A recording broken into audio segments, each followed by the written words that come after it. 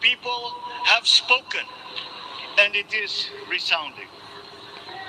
When my call for unity started to resonate with you, it did so because it echoed your yearnings, mirrored your sentiments, and expressed your hopes for family, for country, and for a better future.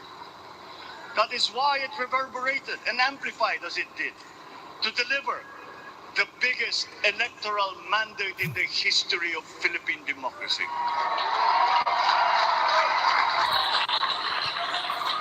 By your vote, you rejected the politics of division. I offended none of my rivals in this campaign.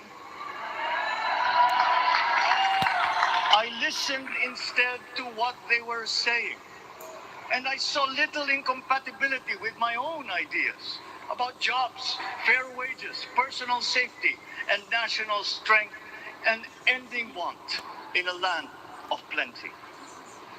I believe that if we but focus on the work at hand and the work that will come to hand, we will go very far under my watch. You believe that too. At pinakinggan ko ang tinig ninyo na ang sinisigaw ay pagkakaisa, pagkakaisa, pagkakaisa. We will go farther together than against each other, pushing forward, not pulling each other back, out of fear, out of a misplaced sense of weakness. But we are the furthest from weak. The Filipino diaspora flourishes even in the most inhospitable climes, where they are valued for their quality. The changes we seek will benefit all and will shortchange no one. I was not the instrument of change. You were that. You made it happen. I am now. You picked me to be your servant, to enable changes to benefit all. I fully understand the gravity of the responsibility that you put on my shoulders. I do not take it lightly, but I am ready for the task. I will need your help. I want to rely on it. But rest assured, I do not predicate success on the wide cooperation that's needed. I will get it done. I once knew a man who saw what little had been achieved since independence in a land of people with the greatest potential for achievement. And yet, they were poor. But he got it done. Sometimes with the needed support, sometimes without. So will it be with his son. You will get no excuses from me.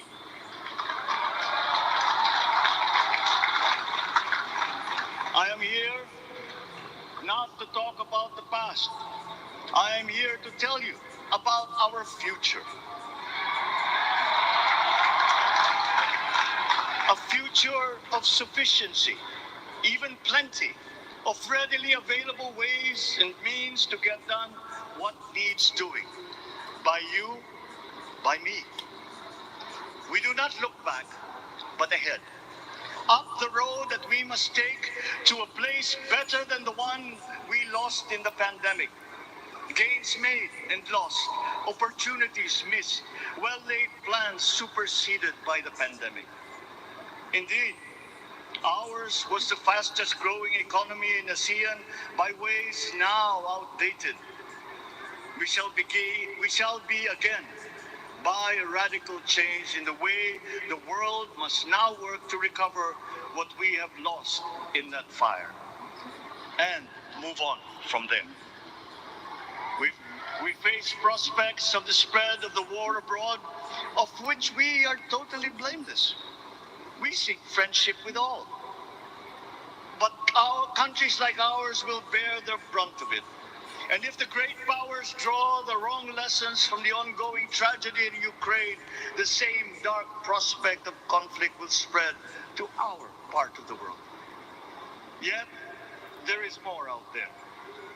Like going forward by new ways of doing that the pandemic forces to adopt. a stronger resilience, quicker adaptability. They are our best prevention. They are our best protection. Quiet reflection in a rough and tumble campaign of a breadth and intensity never experienced revealed some of them, such as a willingness to listen despite the noise, the hesitation to quarrel over differences, and to never, ever give up hope of reconciliation. These gave me the peace to ponder deeper. There are hints of a road not taken that could get us out of here quicker to something better, something less fragile. There is also what you, the people, did to cope. But this time empowered by new techniques and more resources. You got by, getting some of what you needed with a massive government help. And for this, I thank my predecessor for the courage of his hard decisions. But there is a way to put more means and choices in your hands. I trust the Filipino. Imagine how much more you'd achieve if government backstops instead of dictating your decisions. Always there to pick you up when you fall, giving what you need to get past a problem. Imagine if it invested in your self-empowerment to bring it closer to taking on whatever challenges come. Imagine a country that, in almost every sense, is you. Now imagine what you and government can achieve together. We did it in the pandemic. We will do it again. But again, I will not predicate my promise to you on your cooperation. You have your own lives to live, your work to do, and there too I will help. Government will get as much done alone without requiring more from you. That is what government and public officials are for.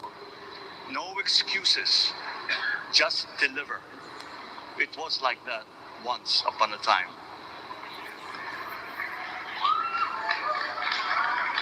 I did not talk much in this campaign. I did not bother to think of rebutting my rivals.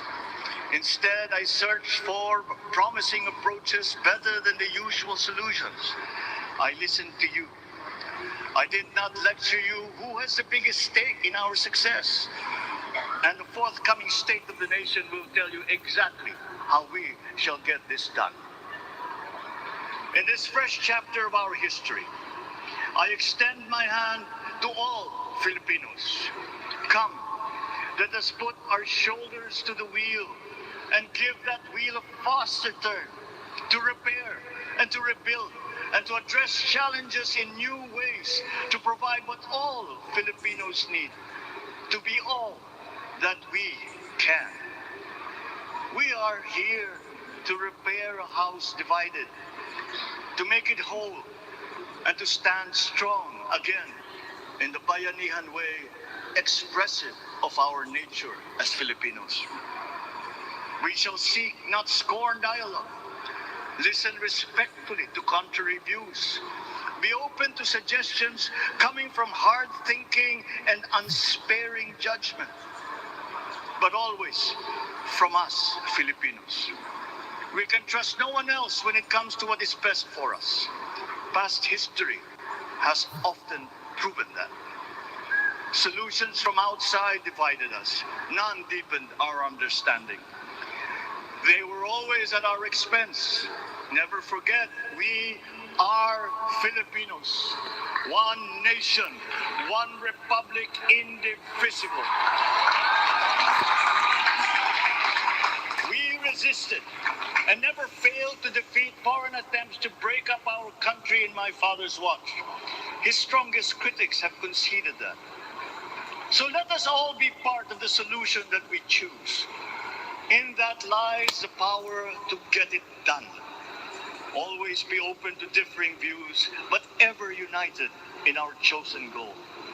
Never hesitating to change it, should it prove wanting. That is how agile, resilient republics are made. Our future we decide today. Yesterday cannot make that decision anymore, nor can tomorrow delay it. The sooner we start, the surer and quicker the prospect of achieving our future. These are troubling times.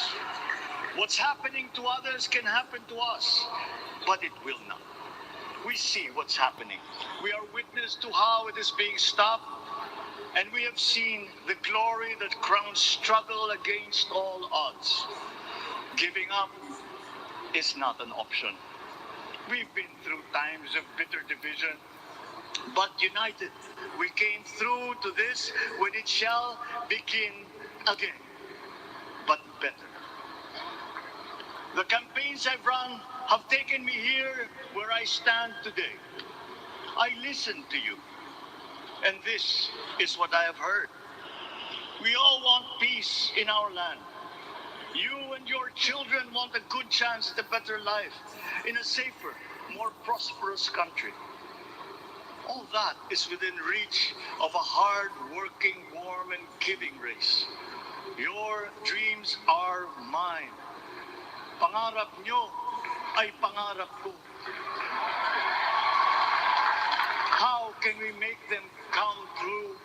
How can we do it together? But I will take it as far as anyone with the same faith and commitment can, as if it depended entirely on himself. Sa pangarap na maging mapayapa ang ating bansa, ang pangarap nyo ay pangarap ko. Sa pangarap na maging maunlad ang ating bansa, ang pangarap nyo ay pangarap ko. At sa pangarap na maging mas masinang ang kinabukasan natin at ng ating mga anak, ang pangarap nyo ay pangarap ko.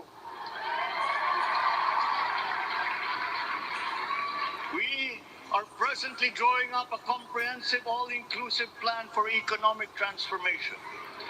We will build back better by doing things in the light of the experiences that we have had, both good and bad. It doesn't matter. No looking back in anger or nostalgia. In the road ahead, the immediate months will be rough, but I will walk that road with you. The pandemic ravaged bigger economies than ours. The virus is not the only thing to blame. What had been well built was torn down. We will build it back better. The role of agriculture cries for the urgent attention that its neglect and misdirection now demands. Food self-sufficiency has been the key promise of every administration. None but one delivered. There were inherent defects in the old ways and in recent ways too. The trade policy of competitive advantage made the case that when it comes to food sufficiency, a country should not produce but import what other countries make more of and sell cheapest. Then came Ukraine. The most vulnerable when it comes to food are the countries furthest away from the conflict, those bearing no blame for provoking it. Yet they face the biggest risk of starvation. If financial aid is poured into them, though it never is, there is nothing to buy. Food is not just a trade commodity. Without it, people weaken and die. Societies come apart. It is more than a livelihood. It is an existential imperative and a moral one. An agriculture damaged and diminished by unfair competition will have a harder time or will have no prospects at all of recovery. Food sufficiency must get the preferential treatment the richest free trade countries always gave their agricultural sectors. Their policy boils down to don't do as we do. Do what we tell you to. I am giving that policy the most serious thought if it doesn't change or make more allowances for emergencies with long-term effects. There is a parallel problem in our energy supply. Sufficient fossil fuel-free technology for whole economies has yet to be invented. and it is not seriously tried by rich countries. Again, consider the response of the richest countries to the war in Ukraine. But surely, a free world awash with oil can assure supplies, or we will find a way. We are not far from oil and gas reserves that have already been developed. What we teach in our schools, the materials used must be rethought. I am not talking about history. I'm talking about the basics, the sciences, sharpening theoretical aptitude and imparting vocational skills, such as in the German example, alongside the national language, with equal emphasis and facility in a global language, which we had and lost. Let us give OFWs all the advantages we can for them to survive and to thrive. Our teachers from elementary up are heroes fighting ignorance with poor paper weapons. We are condemning the future of our race to menial occupations abroad. Then they are exploited by traffickers.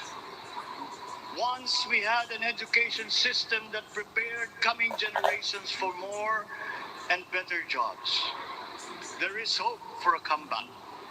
Vice President and soon-to-be Secretary of Education, Sara Duterte Carpio, will fit that mission to a T. We won't be caught unprepared, under-equipped, and understaffed to fight the next pandemic. To start with, we never got over the pandemic of poor, if any, free public health. The last major upgrade of a public health system, exemplified by the resources poured into PGH, predates the current shambles by 3 generations. Our nurses are the best in the world. They acquitted themselves with the highest distinction abroad, having suffered even the highest casualties. With the same exemplary dedication at home, they just got by. They are out there because we cannot pay them for the same risk and workload that we have back here. There will be changes starting tomorrow. I am confident because I have an oblate in my cabinet. There were shortcomings in the COVID response. We will fix them out in the open. No more secrets in public health. Remember, I speak from experience. I was among the first to get COVID. It was not a walk in the park. My father built more and better roads, produced more rice than all administrations before his. President Rodrigo Roa Duterte built more and better than all the administrations succeeding my father's. Much has been built, and so well, that the economic dogma of dispersing industry to develop the least likely places has been upturned. Development was brought to them. Investors are now setting up industries along the promising routes built. And yet, the potential of this country is not exhausted. Following these giant steps, we will continue to build. I will complete on schedule the projects that have been started. I'm not interested in taking credit. I want to build on success that's already happening. We will be presenting the public with a comprehensive infrastructure plan. 6 years could be just about enough time. No part of our country will be neglected. Progress will be made wherever there are Filipinos, so no investment is wasted. The recovery of Philippine tourism, with its emphasis on accessing nature's beauty, I am sure will exceed expectations. And bigger is not always better, but there's something to be said for economies of scale. And yet the country invites investments in fast-rising industries with quick returns and inflicts irreparable damage for future generations. We have yet to see large-scale practical solutions to pollution, though some are beginning to emerge. But there are tried and proven new ways of mitigation. blades have been turning over the sand dunes of Ilocos Norte, harnessing a power all around, but unseen, long before this day. I built them. The rich world talks a great deal, but does a lot less about it than those with much less, but who suffer more death and destruction from climate change and lack of adaptation. We will look to our partners and friends to help the Philippines, who, despite having a very small carbon footprint, is at the highest risk. First, spare victims, then help them recover, and move on to lessen the harmful impact of climate change. We too have our part to play. We are the third biggest plastics polluter in the world, but we won't shirk from that responsibility. We will clean up. You will not be disappointed, so do not be afraid. With every difficult decision that I must make, I will keep foremost in my heart and in my mind the debt of gratitude I owe you for the honor and responsibility that you have conferred on me. Whatever is in a person to make changes for the better of others, I lay before you now in my commitment. I will try to spare you. You have your other responsibilities to carry. But I will not spare myself from shedding the last bead of sweat or giving the last ounce of courage and sacrifice. And if you ask me why I am so confident of the future, I will answer you simply that I have 110 million reasons to start with. Such is my faith in the Filipino.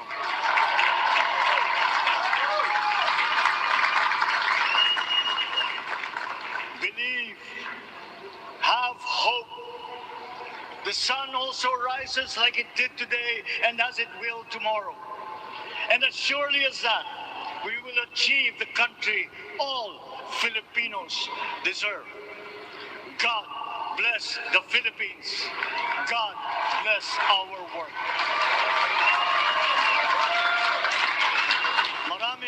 Maraming salamat po sa inyong lahat. Mabuhay ang Pilipinas. Magandang tanghali po. Grabe, naiyak ako.